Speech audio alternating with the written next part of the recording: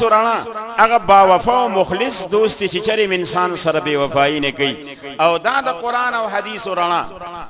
دا دی طلب عبادت دی حدیث پاک کی رہ دی طلب دا دی عبادت دی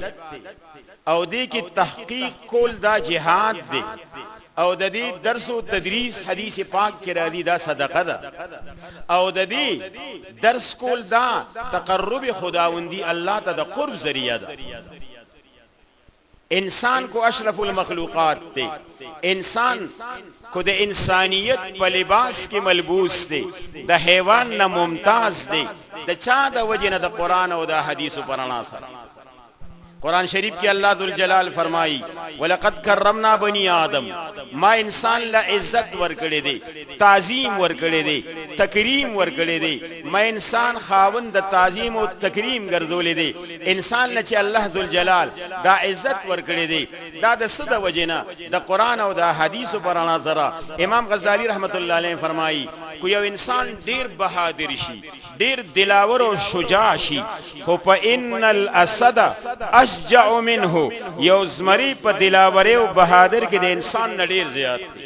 کو خبر دا خوراک سکاک شی فَإِنَّ الثَّوْرَ أَوْسَعُ بَطْنًا مِّنْهُ یو غوی و میخ و سنڈا پا خوراک کی دے انسان نڈیر زیاد دے دے انسان دا میاشت خوراک میخ و سنڈا پا دودری وقت کی گئی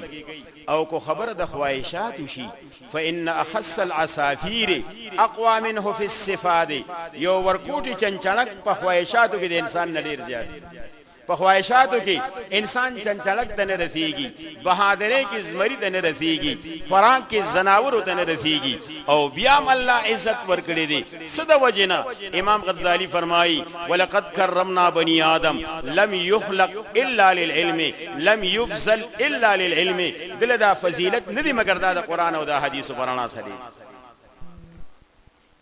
خدا دا قرآن و حدیث رنو ایمان نیوی قرآن شریف کی اللہ ذوالجلال سوی دا دغی انسانانو چی دا پا منزل دا چارفایانو نیبلهم ادول دا زناورو نمبیا زیاد نو انسان کو دا انسانیت پا لباس کے ملبوس دے اشرف المخلوقات دے دا دا حیوان نا ممتاز دے صدا وجنا دا قرآن و دا حدیث و درانا دا وجنا دے وجنا چھ دغا رانا دے انسان سینے تراشی دغا رانا دے انسان سینہ کی محفوظ شی سرداری دو جہان علیہ السلام ارشاد فرمائی حملت القرآن اولیاء اللہ فمن عاداهم فقد عاد اللہ ومن والاهم فقد وال اللہ او کما قال رسول اللہ صلی اللہ علیہ وسلم سرداری دو جہان علیہ السلام ارشاد فرمائی چکم سینہ کے قرآن و حدیث محفوظ شو دا دا اللہ اولیاء اللہ دی دا دا اللہ دوستان دی دوی سر دوستی کول دا اللہ ذوالجلال سر دوستی او دوی سر دشمنی کول دا اللہ ذوالجلال سر دشمنی کول دی یو عالم تا یو حافظ سیبتا یو قاری سیبتا یو مبتی سیبتا دا عزت پنگاہ باندی قتل دا تعظیم خداوندی او تعظیم دا چاہ دی دا رسول اللہ صلی اللہ علیہ وسلم دی اگر دا حقارت پنگاہ باندی قتل دا سدی دا اللہ ذوالجلال سر دشمنی کول زمان دی عالمانو کی والم تیر شری امام احمد سلور امامانو کی امام احمد ابن حنبل رحمت اللہ علیہ دی دا زمانی پر لحاظ سر دا طول نرستو دی ولی امام ابو حنیفہ رحمت اللہ علیہ سن 80 ہجری کی پیدا دی امام مالک رحمت اللہ علیہ سن 94 ہجری کی پیدا دی امام شافی رحمت اللہ علیہ 150 ہجری کی پیدا دی امام احمد ابن حنبل 179 کی پیدا دی 243 کی وفات یوزل امام احمد ابن حنبل رحمت اللہ علیہ ناس کے اودس کے دی کی دادائی وقت یو بزرگ دی علامہ سری سقطی رحمت اللہ علیہ راغی اغم اودس شروع چوی قتل ما نخکت امام احمد ابن حنبل ناس دے لکیوی دا خدا وقت امام دے یو مجتہد دے مفسر دے حافظ القرآن والحدیث دے زمان مستعمل شوی و بچے پا دبان دے ورزی دا خدا عذابون خلاف دی داغ پشار آگے و داغ نخکت کے ناس امام احمد ابن حنبل تا پتہ من لگے دا چکل دا سری سقطی رحمت اللہ علیہ وفات شو چاخوب کیولید وی حضرت تاثر اللہ ذوالجلال سمعاملہ اکڑا اللہ او بخل او کنا ورتوی یر زما بخل خگرانو چکل زما اعمال پیش کری شو وزن دا اعمال خب اللہ قیامت کی ونزع الموازین القسط لیوم القیامہ خو الله د تخودل د ټول اعمال پیش کړی. نو علامہ سری سیختی رحمت اللہ علیہ زما گناہوں زیاد شو، میری گناہوں کا جو پڑ رہا تھا وہ بھاری تھا، مجھ پہ لرزہ چھا گیا، ماں باندې لرزہ رااله کب کبھی را باندې تاریش وچ اللہ میں جہنم ته ورځي. لیک سات پس رات اللہ ذوالجلال فرمایل او سری سیختی نن ستا بخنه او مغفرت په یو داسې مسله باندې کوم چې ستا په خیال خاطر کې منتیری وی چې کله ته جم دیو امام احمد ابن حنبل جم دیو ترالی پنیر دیو 10 شورو کو تاچو قتل مان حقت امام احمد ابن حنبل ناس دی دا د وقت امام دی، محدث دی، مجتهد دی، مفسر دی، حافظ القرآن والحدیث دی، زما مستعمل شی او بتاوی په د ورزی د آدابونو خلاف ته داغه پشان علی داغه نخته کې ناس دی هغه ته پته مونږ لګیدا. خو تا چې د عزت کو ولی د قرآن او حدیث عزت دیو کو ز په دې مسلې مستا مغفرت نصیب کو ته په دې مسلې باندې ذکر نبی علیہ السلام فرمائی حملت القرآن اولیاء اللہ، حاملین قرآن دا دا اللہ دوستان دی، دوی سر دوستی کول دا اللہ ذوالجلال سر دوستی او دوی سر دشمنی کول دا اللہ ذوالجلال سر دشمنی کول. زنگی بزرگانوں کی او بزرگ تیر شوی دی مجدد الفسانی رحمت اللہ علیہ لوی بزرگ و ولی اللہ دی، داغو استاذ و مرشد دی خواجہ باقی باللہ رحمت اللہ علیہ. دا خواجہ باقی باللہ رحمت اللہ علیہ بزرگ دی، ولی اللہ دی، صاحب دا کشف و کرامات تھی. دا سی یوزل یولوی مجلس منعقد شوی بزرگون و عالمان پا کی تشریف فرما دی. بزرگون و عالمان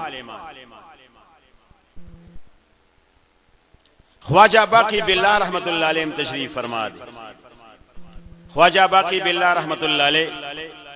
یو مرید پاسی دو دا تعریفات شروع کرد چې الله موږ لدا سي مرشد راکړي چې مخدوم العلماء دي،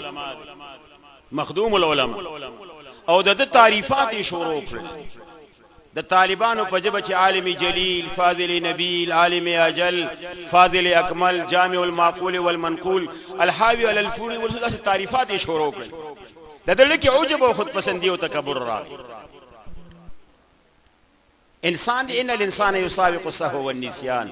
ار انسان د خطا او د ایری نه مرکب دی، ار انسان نه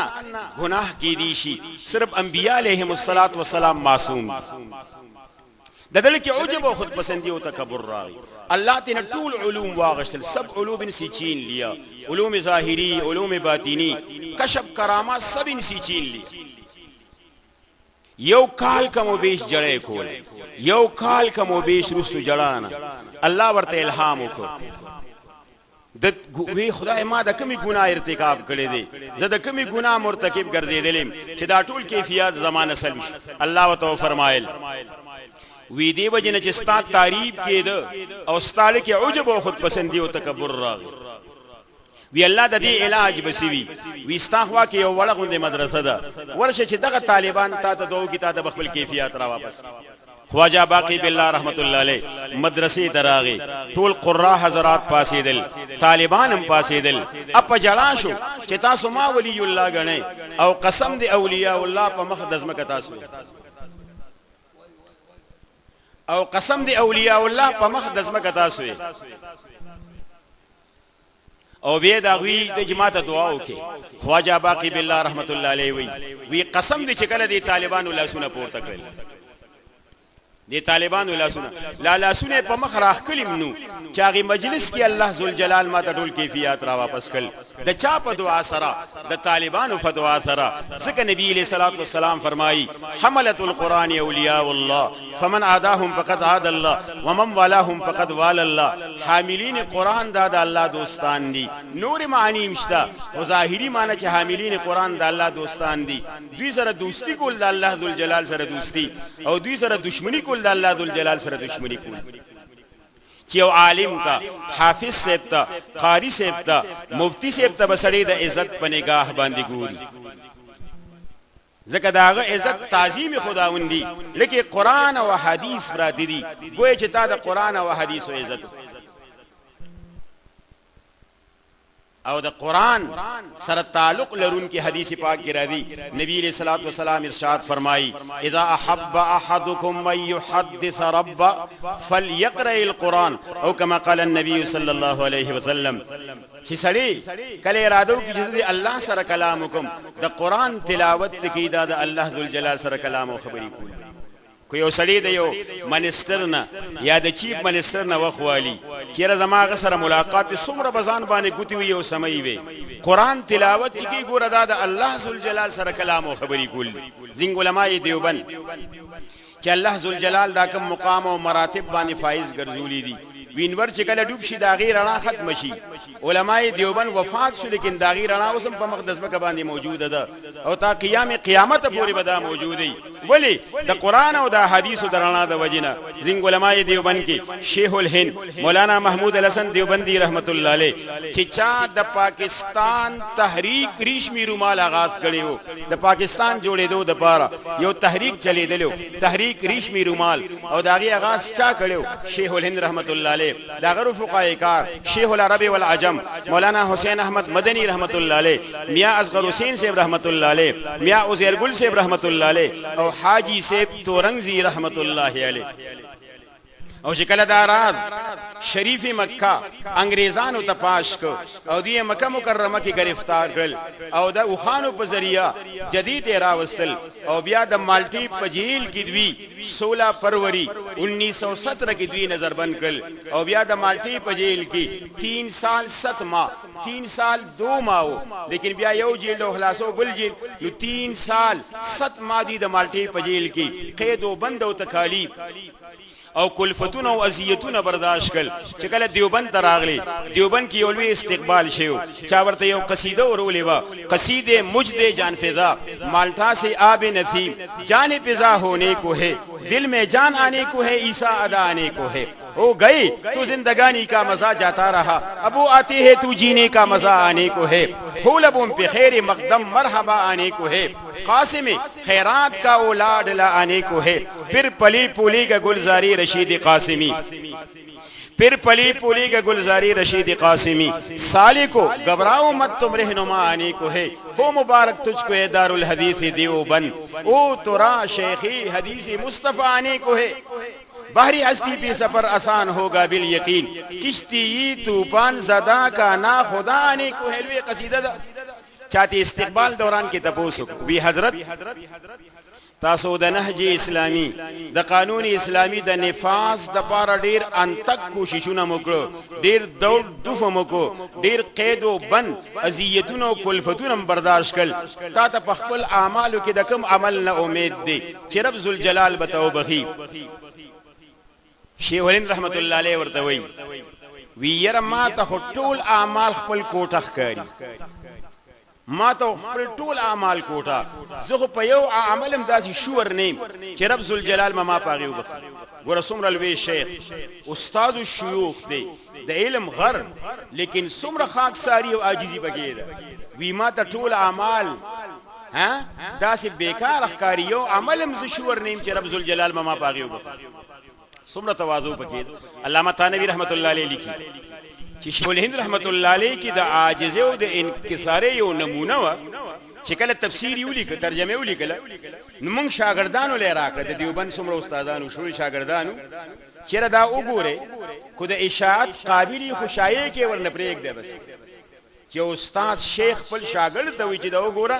کو د اشاعت قابلی ګوره څومره تواضع شیخ الهند مطلب یو ځل د اجبین یو عالم راغلو ډیر د معقولات او د منطق او فلسفي او جيد عالم چې کله شیخ الهند صاحب کور